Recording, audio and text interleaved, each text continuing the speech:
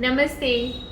मैं जहांगीर हॉस्पिटल से डॉक्टर मीनाक्षी आज गर्भवती बहनों के लिए एक आम से विषय पर चर्चा करने जा रही हूँ। जैसे ही प्रेगनेंसी डायग्नोस होती है, खुद के मन में और परिवार वालों के मन में एक सवाल आता है कि हमें बहुत अच्छे से खाने पीने का ख्याल रखना है ताकि वो प्रेगनेंसी की एक्स्ट्रा रिक्वायरमेंट को पूरी कर सके।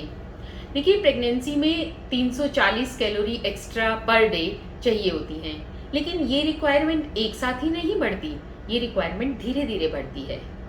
प्रथम तिमाही में तो इतनी ज़्यादा ज़रूरत नहीं होती, क्योंकि हार्मोन्स की वजह से, प्लेसेंटा से हार्मोन सिक्रीट होता है, उसकी वजह से जी मितलाना, उल्टी होना, चक्कर आना, कुछ खाने का मन नहीं करना, कहते हैं मुंह का स्वाद भी खराब हो जाता है, ऑल्टर्ड टेस्ट सेंसेशन रहता है, तो उससे जो नॉर्मल खाना पीना होता है वो भी नहीं हो पाता।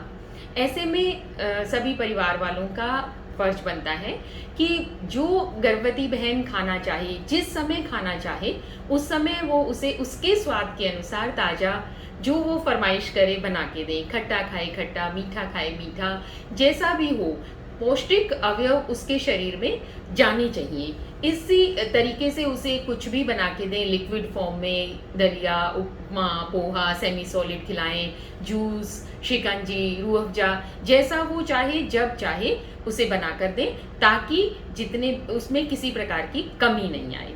ऐसे ही दूसरी तिमाही और तीसरी तिमाही, इनमें धीरे धीरे कैलोरी की रिक्वायरमेंट बढ़ती जाती है। पर प्रेगनेंसी में एक और बात होती है, प्रोजेस्टेरोन हार्मोन की वजह से आंत जो होती है वो धीरे चलती है, उसका मोशन स्लो होता है, तो वो जैसे ही खाएंगे तो पचने में थोड़ी देरी होती है। तो इसलिए हम बोलते हैं कि फ्रीक्वेंट स्मॉल मील, हर 2 घंटे से कुछ न कुछ खाना चाहिए ताकि पचने में आसानी हो। और अगर हम बहुत देर तक नहीं खाएंगे तो एसिड बनेगा, उससे एसिडिटी बढ़ेगी, इसलिए फ्रीक्वेंट स्मॉल मील, हर 2 घंटे से कुछ न कुछ खाना चाहिए। अब और दूसरी बात ये होती है कि जो गर्भ में शिशु पल रहा होता है उसका फीडिंग साइकिल भी 2 घंटे का होता है। वो माँ के गर्भ में एमनियोटिक फ्लूइड पीता है, फिर यूरिन पास करता है हर 2 घंटे से, तो उसका शुगर लेवल मेंटेन करने के लिए भी हर 2 घंटे से कुछ न कुछ खाना चाहिए। अब है कि क्या खाएं। इसमें हरी पत्तेदार सब्जियां, सीजनल फ्रूट्स, सूखे मेवे, मूंगफली, गुड़, आंवले का मुरब्बा, चुकंदर, ये ऐसी चीजें हैं जो हमें विशेष रूप से खानी चाहिए, क्योंकि ये हीमोग्लोबिन लेवल बढ़ाती हैं, इनमें आयरन की मात्रा अधिक होती है।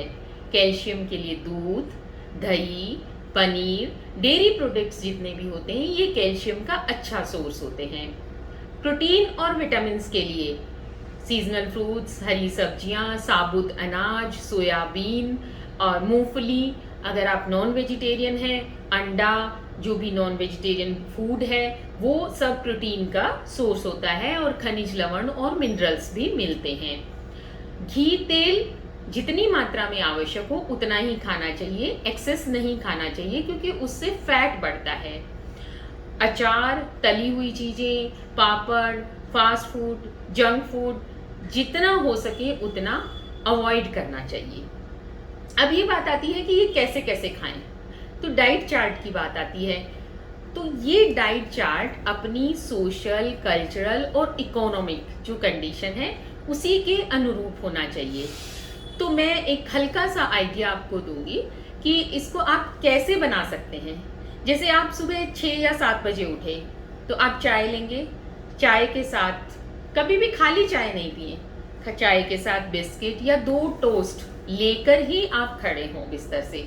उसके बाद आप 8-9 बजे जो भी आपका दैनिक क्रियाकर्म है, नहाना धोना करके ब्रेकफास्ट करें, नाश्ता जरूर लें। नाश्ते में हल्का दलिया, उपमा, पोहा, इडली या रोटी, दूध में प्रोटीन पाउडर डाल के, केसर डाल के या दही रोटी, कुछ भी खाएं। कई बार क्या होता है, बहनें आती हैं हॉस्पिटल और बाहर वेट कर रही होती हैं, तो पता चला चक्कर आ गया, जी घबरा रहा है। उनसे पूछते हैं कि आपने सुबह क्या खाया, तो कहती कुछ नहीं खाया, जल्दी में थी। कभी भी ऐसी गलती मत करें। आप घर से बाहर कहीं भी जा रहे हैं, अस्पताल जा रहे हैं, दिखाने जा रहे हैं या ड्यूटी पे जा रहे हैं, हमेशा ब्रेकफास्ट, नाश्ता हल्का करके घर से निकलें। उसके बाद आप 12-1 के आसपास अपना दोपहर का भोजन लंच लें। लंच में हरी पत्तेदार सब्जियां या हरी और लौकी की सब्जी है, पत्ता गोभी की सब्जी है, जो भी सीजनल सब्जी है, एक प्याला भर के अच्छी कम तेल घी में कम मसालों वाली अच्छी बनी हुई सब्जी लें। दूध लें, नहीं दही लें, सॉरी दही लें, और रोटी, चावल। इसके अलावा सलाद जरूर लें। सलाद से क्या होता है, आपको फाइबर मिलता है। हाई फाइबर डाइट होगी तो कब्ज की समस्या का समाधान भी होगा। तो इस प्रकार से ताजा हल्का सुपाच्य भोजन, दही छाछ अवश्य लें लंच में, ये लें। और फिर उसके बाद आप अगर रेस्ट करना चाहते हैं तो हमेशा ऐसा शेड्यूल बनाएं कि जब भी आप सोने जाएं उससे 1 घंटा पहले आप भोजन ले लें, ताकि अगर आप खाते ही सोएंगे तो फिर वही कि खाया पिया गले में आएगा, रिफ्लक्स इसोफेजाइटिस की समस्या रहेगी।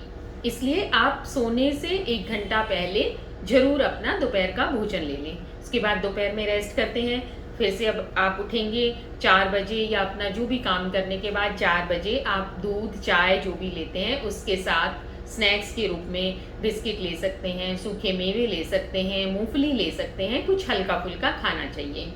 फिर से 6 बजे आप सीजनल फ्रूट में आप केला, आम, आलू बखारा, नाशपाती, जो नहीं खाना चाहिए वो भी मैं आपको बताऊंगी और क्यों नहीं खाना चाहिए। पका हुआ पपीता आप प्रेगनेंसी में खा सकते हैं, और उसके अलावा जो भी सीजन का फ्रूट आता है वो आपको जरूर खाना चाहिए। फिर ऐसे ही रात्रि का भोजन आप 8 बजे के आसपास ले सकते हैं। फिर वही बात याद रखें कि सोने से 2 घंटे पहले रात्रि का भोजन लें। रात्रि का भोजन हल्का होना चाहिए, सुपाच्य होना चाहिए, जिसमें आप दाल लें, सब्जी लें, चावल लें, रोटी लें, जो भी आपके घर में जैसे बनता हो हल्का भोजन लें। उसके बाद मेरी पर्सनल राय रहती है कि हमेशा रात्रि का भोजन करने के बाद आपको थोड़ी वॉक करनी चाहिए, या आप घर का रूटीन काम करते हो उससे आपका चलना फिरना हो जाता है। फिर 10 बजे 11 बजे जब भी आप सोने जाते हैं तो आप दूध अवश्य लें। दूध में आप प्रोटीन पाउडर डाल सकते हैं, हल्दी वाला दूध पी सकते हैं, केसर वाला दूध पी सकते हैं, आप जो आपको अच्छा लगे, जो आपकी टेस्ट बड्स अलाउ करें वो आप पिए। अब ये आता है कि क्या नहीं खाएं। क्या नहीं खाएं में सबसे पहले कॉफ़ी नहीं पीनी चाहिए, क्योंकि उसमें कैफीन होता है, नुकसानदायक होता है। दूसरा, कच्चा पपीता। कच्चे पपीते में एक काइमोपेपेन नामक घटक होता है, उसका एक इंग्रेडिएंट होता है जो अबॉर्टिफिशिएंट होता है। और दूसरा, जो कच्चे पपीते के बीज होते हैं वो भी अबॉर्टिफिशिएंट माने जाते हैं कि उनसे अबॉर्शन होने की संभावना रहती है। तो आप कच्चा पपीता नहीं खाएं। पके हुए पपीता में विटामिन सी और ए प्रचुर मात्रा में पाया जाता है, तो आप उसे ले सकते हैं। पका हुआ पपीता नुकसानदायक नहीं होता। पाइनएप्पल मना करते हैं, पाइनएप्पल नुकसानदायक नहीं होता, लेकिन पाइनएप्पल से एसिडिटी होती है, इसलिए पाइनएप्पल मना करते हैं। और फ्रूट्स के बारे में मैं एक बात बहनों को जरूर बताना चाहूँगी कि फ्रूट्स, ऐसे फ्रूट्स जो आप खाना चाहती हैं उनको आप जूस उतना लाभदायक नहीं होता। आप फ्रूट्स खाइए, फ्रूट से आपको फाइबर भी जाएगा। जूस, गाजर है, चुकंदर है, जो हम उतनी मात्रा में नहीं खा सकते जितना 1 ग्लास जूस में जाएगा, तो आप उनका जूस लीजिए।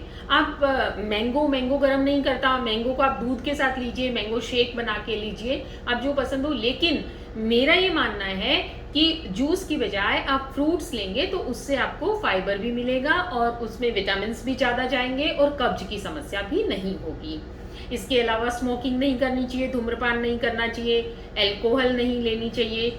और जो फूड, जैसे भोजन जिसमें प्रिजर्वेटिव होता है, फास्ट फूड, जंक फूड या स्टोर्ड डब्बा बंद जो भोजन होते हैं वो नहीं लेने चाहिए। हमेशा ताज़ा बना हुआ हल्का सुपाच्य भोजन लें। और पानी कम से कम भी आप 8 से 10 गिलास जरूर पिएं, क्योंकि पानी अगर आप अच्छा पिएंगे तो आपको यूरिन में इन्फेक्शन नहीं होगा, कब्ज की समस्या नहीं होगी, जो आप खाना खाएंगे वो अच्छे से पचेगा। और खुश रहें। नमस्ते।